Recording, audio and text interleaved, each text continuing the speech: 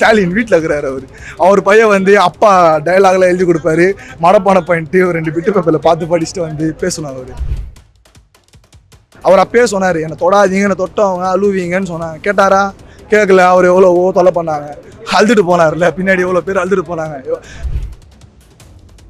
CM பேச மாட்டாருன்றாங்களே bro, அது governor பேசணும் ப்ரோ. கவர்னர் பேச வேண்டிய இடத்துல போய் சிஎம் பேசினா அது எப்படி ப்ரோ பேச முடியும்?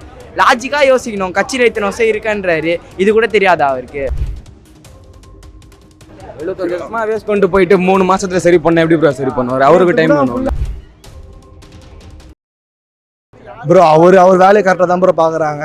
எதிர்கட்சிக்காரங்க வந்து எப்படி இவரை கவுக்கலாம், எப்படி இந்த ஆட்சியை மட்டம் பண்ணலாம், எல்லாத்தையும் இவங்களே சொல்லிட்டு இவங்களே பண்ணிட்டு, அதாவது ஒரு விஷயம் பண்ணுறது தப்பு பண்ணுறது தெரியாமல் பண்ணணுன்றாங்க. அவங்க தப்பு தெரிஞ்சும் பண்ணிடுறாங்க, அதை மாட்டிக்கிறாங்க, அதை எப்படி சமாளிக்கிறோன்னு அவங்களே பார்த்துக்கிறாங்க. இவர் நோண்டவும் மாட்டேங்கிறாங்க. இவருக்கு வந்து அவர் வேலை அதான் இப்போ அவர் சிஎம்மாக இருக்கிறாருல, இப்போ இந்த ஆட்சி எப்படி வந்து 4 பேர் மாடி இந்த கரண்ட் ஆஃப்லாம் தெரியும்ல உங்களுக்கு, இதெல்லாம் யார் பண்ணுறாங்கன்னு எல்லாருக்கும் தெரியும். அதை வந்து இவர் தான் பண்ணுறாரு, அவர் தான் பண்ணுறாருன்னு சொல்லிட்டு தேவையில்லாத ஒரு குற்றச்சாட்டுலாம் அவர் மேலே சுமக்கிறதுலாம் ரொம்ப ப்ரோ. சொன்னாலே போயிட்டாங்க ப்ரோ, அவ்வளோதான் ப்ரோ. அவர் வீட்டில் இருக்கிறாரு தெரியும்ல, ஸ்டாலின் வீட்டில் இருக்கிறாரு. அவர் பையன் வந்து அப்பா டயலாக்லாம் எழுதி கொடுப்பாரு. மடப்பான பாயிண்ட்டு ஒரு 2 பிட்டு பேப்பரில் பார்த்து படிச்சுட்டு வந்து பேசணும். ப்ரோ உங்களுக்கே தெரியும், இப்போ உங்கள் சேனல்லே நான் போயிட்டு என் இன்டர்வியூ நான் பார்க்கணும், 4 பேர் இன்டர்வியூ பார்க்கணும் கூட, எலெக்ஷன் டைமில் யார் வந்தார் நீங்களே சொல்லுங்கள். எவ்வளோ செலவு பண்ணார்? 10,000 ரூபாய் தான் வச்சுக்கிறாராமே ப்ரோ. ஒரு எலெக்ஷன் இதில் போயிட்டு எதுவும் சொன்னார்ல, 10,000 ரூபாய் தான் வச்சுக்கிறாரா? குடும்பத்தோட கொலைக்கானல் போகிறதுலேருந்து அந்த எவ்வளோ கோடி செலவு பண்ணாங்க ப்ரோ. அது ஆட்ஸ்க்காக மட்டுமே. அந்த காசை எவ்வளோ பேருக்கு இல்லாதவங்க கிராமத்தில் எவ்வளோ இருக்குது, எல்லாத்தையும் பண்ணலாம்ல. அவர் அப்பயே சொன்னார், என்னை தொடாதீங்க, என்னை தொட்டவங்க அழுவீங்கன்னு சொன்னாங்க. கேட்டாரா? கேட்கல. அவர் எவ்வளோ தொலை பண்ணாங்க. அழுதுட்டு போனார்ல, பின்னாடி எவ்வளோ பேர் அழுதுட்டு போனாங்க. ரீல்ஸ் ஆச்சு சொன்னாங்கல்ல, உங்களுக்கே தெரியும். இந்த ஜென்ஜின்னு சொல்லிட்டு அங்கிள் எல்லாம் இட்டுன்னு வந்து இப்படி கேமரா நீட்டிங்கன்னு ஓடி வருகிற உதயசன் பாட்டெலாம் கேட்டிருக்கீங்க. எவ்வளோ காமெடியாக இருக்குது ப்ரோ. இதெல்லாம் வந்து நாங்கள் தற்குறின்றாங்க. கொத்தூஸ் எவ்வளோ இது ப்ரோ அவங்களுக்கு. இதெல்லாம் அவங்களுக்கு புரிஞ்சுக்கிற தன்மைன்னு இருந்தாங்க வச்சுக்கோங்களேன், டிஎம்கே சப்போர்ட் பண்ண மாட்டாங்க ப்ரோ. இந்த எல்கேஜி படம் பார்த்துருக்கீங்களா நீங்கள்? அதில் ஒரு கேள்வி கேட்டால், ஓ நீங்கள் அதுக்கு சப்போர்ட் பண்ணுறீங்களா, ஓ நீங்கள் இதுக்கு சப்போர்ட் பண்ணுறீங்க, பாகிஸ்தானா நீங்கள், குண்டு தப்பா அவங்களே கேள்வி கேட்டுக்கிறாங்க. அவர் வந்து உங்களுக்கே தெரியும், விஜய் அகெயின்ஸ்டாக தான் மொத்த தமிழ்நாட்டில் பொலிட்டிஷியன்ஸ்லேருந்து நியூஸ்லேருந்து எல்லாமே. அவர் இதுக்கு ஒரு சில பேர் மட்டும் தான் உண்மையை வெளியே காட்டுறாங்க. மிச்சம் எல்லாருமே வந்து அவர் அகெயின்ஸ்டாக எப்படி அவர் அசிங்கப்படுத்தலாம், என்ன பண்ணலாமோ அதை தான் பண்ணிகிட்டு இருக்காங்க. அவர் சந்திக்க வேணாம். அவர் ஏதோ சேனல் ஆரம்பிக்கிறேன்னு சொல்லியிருக்கிறாரு, அதில் எல்லாம் உண்மையை தெரிய வரல. அவர் என்ன பண்ணார், இவங்க என்ன பண்ணுறாங்க, இதில் எல்லாம் உண்மையை காட்டலை ப்ரோ. உங்களுக்கு நீங்கள் யாருக்கு ஓட்டு போட்டீங்கன்னு தெரியாது, ஆனால் அவர் அந்த ஆட்சி அமைக்கும் போது ஜோசப் விஜய் நான் அப்படின்னு சொல்லும்போது உங்களுக்கு கூஸ் பம்ப்ஸ் ஆகிருக்கும். ஓவராலாக தமிழ்நாட்டில் சின்ன பசங்கலேருந்து எங்கள் அம்மாலேருந்து எங்கள் அப்பா எல்லாருமே டிவி முன்னாடி உட்காந்து அவர் சொல்லும்போது கண்காலங்கிறோம். அப்போது அந்த மனுஷன் மேலே ஒரு நம்பிக்கை வந்திருக்கு. அந்த நம்பிக்கை நம்ம கெடுக்க மாட்டோம்ல, அவரை கெடுக்க மாட்டார். அவர் ஒத்தாள் ஒரே ஒரு கட்சி மட்டும் தான். எவ்வளோ கூட்டணி வச்சுருக்கிறேன், எவ்வளோ கட்சி கூட்டணி வச்சுருக்கேன். இதோ சீமானு அவ்வளோ பேச்சு பேசினார். ஒரு இது ஜெயிச்சாரா? இல்லையே, ஜெயிக்கல. ஆனால் அவர் ஒத்தாளாக 108 வாக்கு அந்த மொத்த தொகுதியில் ஜெயிச்சாரா? அந்த கூட்டணி கட்சி கூட அவன் கட்டுப்பாட்டிலேருந்து தான் இவங்க பிரிஞ்சு வந்தாங்க. எங்கள் தலைவில் தான் வந்து ஆட்சி நடக்குது, நாங்கள் தான் வந்து பிச்சை போடுறோம், இந்தமாரி வந்து தேவையில்லாத வார்த்தை. இதெல்லாம் உங்கள் கட்சியை அவங்க எக்ஸ்போஸ் பண்ணிட்டாங்க, அதர் பார்ட்டிஸ் அவங்க எக்ஸ்போஸ் பண்ணிட்டாங்க. நீங்கள் இந்த மாதிரி பண்ணுறீங்க, உங்கள் ஆட்சி எங்களுக்கு பிடிக்கல, நீங்கள் வந்து இந்த மாதிரி எங்களை போகக்கூடாது, நீங்கள் அப்படி பண்ணக்கூடாது, எல்லாமே தெரிஞ்சோம். நீங்கள் எப்படி வெக்கமே இல்லாமல் ஒரு இதுவே இல்லாமல் எங்கள் தலைவர் தான் ஆட்சி நடக்குது, நாங்கள் தான் வந்து டிவிக்கு ஆட்சி நடக்குது, இப்போ கூட நாங்கள் செய்கிறது தான் விஜய் பண்ணுறாரு, அப்படி பண்ணுறாரு, இப்படி பண்ணுறாரு, எல்லாமே அவங்களே. இன்னும் வந்து 1 மாதம் தானே ப்ரோ ஆகுது. அதனால் கொஞ்சம் அவருக்கும் எக்ஸ்பீரியன்ஸ் இல்லை, அவர் புதுசாக தானே வந்திருக்காரு. அதனால் பழக அவருக்கும் தெரியும். டைம் கொடுங்க ப்ரோ. 5 வருஷம் இருக்குல்ல ப்ரோ, 1 மாதத்தை வச்சுக்கிட்டே நீங்கள் அவர் எதுவும் பண்ணலன்னா போர்டு எல்லாம் ஒரு போர்டை மாட்டிட்டு வந்தாங்க. பேசுங்க சிஎம் சொல்லிட்டு. சிஎம் இப்படி வந்தா பேச மாட்டுறாரு, அவரே போர்டை தள்ளி வச்சுட்டு போகிறாரு. அப்போ அது என்ன ப்ரோ? எல்லாம் சும்மா ப்ரோ. இது நியூஸ் ஏதோ இப்போ என்ன எப்படி கேமராவில் காட்டுறீங்க, அந்த மாதிரி கேமராவில் காமிச்சோன்னே சிஎம் பேசுங்க, இதோ இங்கே ஏதோ பேட்ச் ஒன்று மாட்டிட்டு சிஎம் பேசுங்கன்றாரு. ஆனால் சிஎம்ஏ வந்தால் சிஎம் கிட்ட அதை போய் சொல்லுங்கள், நீங்கள் யார் சொல்கிறீங்க, சிஎம் தான் சொல்கிறீங்க. அப்போ அது சிஎம் கிட்டே போய் சொன்னால் அவருக்கு தெரிய போகுது.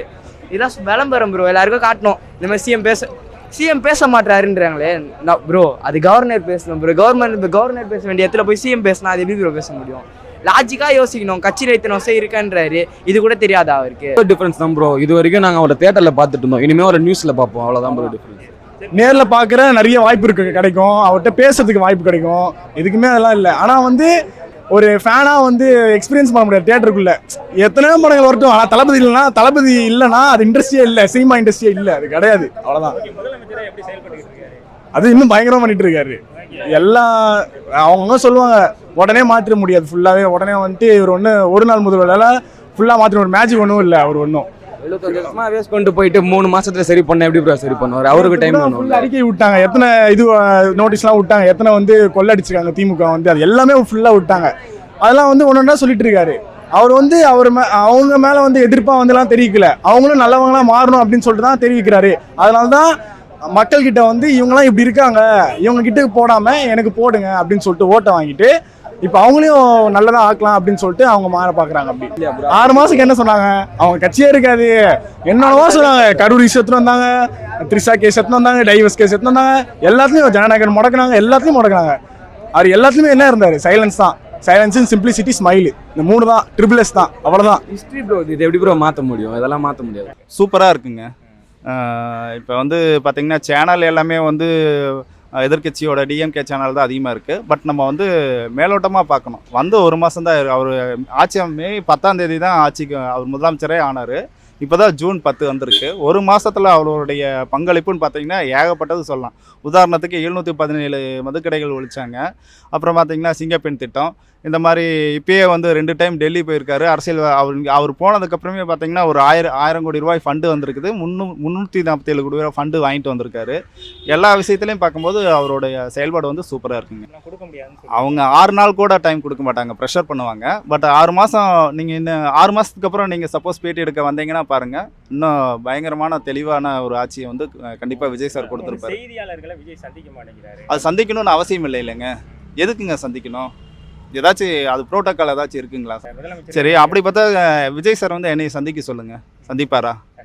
என்ன மாதிரி தாங்க செய்தியாளரும். அவங்க செய்தியாளர் என்ன வேலை பார்க்குறாங்க, அவ்வளோதானே, வேற என்ன? இப்போ நான் ஒரு வேலை பார்த்துட்ருக்கேன், என்னை விஜய் சார் சந்திக்கணும் சொன்னால் சந்திப்பாரா? அவசியம் இல்லை இல்லைங்க. அவருக்கு என்ன அவசியமோ அதை தாங்க அவர் செய்வார். செயல்பாடுகள் அவர் சொன்ன வாக்குறுதிகளை நம்ம 6 மாதம் தான் பார்க்கணும். அவருக்கு சொல்லியிருக்கிற வாக்குறுதியெல்லாம் 2500 ரூபாய் மகளிர் உதவித்தொகை, 6 கேஸு, பிறந்த குழந்தைக்கு தங்க மோதிரம், தாய்மாமன் சீரு, மக்கள் இப்போ தாய்மார்கள் தமிழ்நாடு முழுக்க எங்கே வேணால் பஸ்ஸில் ஏறலாம், ஃப்ரீயாக போகலான்னு சொல்லியிருக்கிறாரு. அது இனிமேல் கொண்டு தான் வர பட்ஜெட்டில் அவர் என்ன சொல்கிறாருன்னு தெரிஞ்சுக்கி தான் நம்ம மேற்கொண்டு கருத்து சொல்ல முடியும். சட்ட ஒழுங்கு கடந்த கால ஆட்சியில் சரியில்லைன்னு சொன்னாங்க. அது பொதுவான கருத்து என்னன்னு சொன்னால், அது எந்த ஆட்சியாளர்களாக இருந்தாலும் சட்ட ஒழுங்கு அனைத்து தெருக்களுக்கும் அனைத்து பகுதிக்கும் போய் சட்ட ஒழுங்கு பார்க்க முடியாது, அவ்வளோ காவல்துறை கிடையாது. அதனால் இதை வச்சு கடந்த ஆட்சியில் அவங்க சொன்னது சட்ட ஒழுங்கு சரியில்லை, பல சம்பவங்கள் நடக்குது அப்படின்ற மாதிரி தான் சொன்னாங்க. அதே சம்பவம் தான் இந்த ஆட்சியில் நடக்குது. புரியுதுங்களா? லா அண்ட் ஆர்டர்ன்றது கட்டுப்படுத்த முடியாது. அது எந்த ஆட்சி அது இது பண்ணலாம், அவ்வளோதான். தவிர ஒரு திடீர்னு எதிர்பாராத விதமான ஒரு சம்பவம் நடக்குது, போய் போலீஸ் அவங்க எல்லா இடத்துக்கும் போலீஸ் போக முடியாது, தகவல் தெரிஞ்சால் தான் போக முடியும். அதனால் இதெல்லாம் நம்ம குறை சொல்ல முடியாது.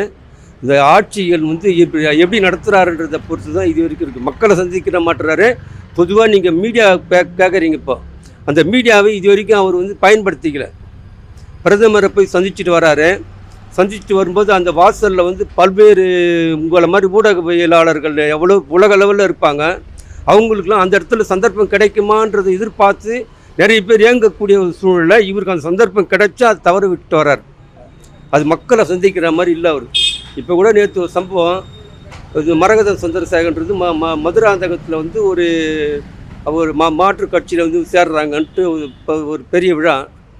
பொதுவாக ஒரு மாற்றுக் கட்சியில் சேர்றாங்கன்னு சொன்னால் அதிமுகவாக இருந்தாலும் சரி, எடப்பாடி பழனிசாமி போய் சந்தித்து அவருக்கு சால்வை போட்டு தான் அந்த கட்சியில் இருக்கிறவங்க சேருவாங்க. திமுகவாக இருந்தாக்கா அவர் அந்த தலைவரை பார்த்து சேர்றது தான் முறை. இது வரைக்கும் அவர் பெரிய அதிமுக பெரிய ஆள்லாம் போய் அதில் சேர்ந்துக்கிறாங்க. எம்எல்ஏ சேர்ந்துக்கிறாங்க, முன்னாள் அமைச்சர்கள் சேர்ந்துக்கிறாங்க, எவ்வளோ பெரிய ஆளுங்கள்லாம் சேர்ந்துக்கிறாங்க. ஆனால் அவர் தலைவரை போய் பார்க்க முடியல. அவருக்கு அடுத்த நிலையில் இருக்கிற ஆனந்த் அவர்களையும் ஆதவ் அர்ஜுனா அவர்களையும் தான் சந்திக்கிறாங்களே தவிர இவர் மக்களை சந்திக்கிற மாதிரி தெரியல. மக்களை சந்திக்கணும். அது நீங்கள் இப்போ கேட்குறீங்க எங்களை கேள்வி, இப்போ நீங்கள் இதே கேள்வியை வந்து முதலமைச்சரை பார்த்து கேட்கக்கூடிய ஒரு சூழ்நிலை வரணும். அந்த சூழ்நிலைக்கு அவர் தன்னை தயார்படுத்தி கொள்ள வேண்டும்.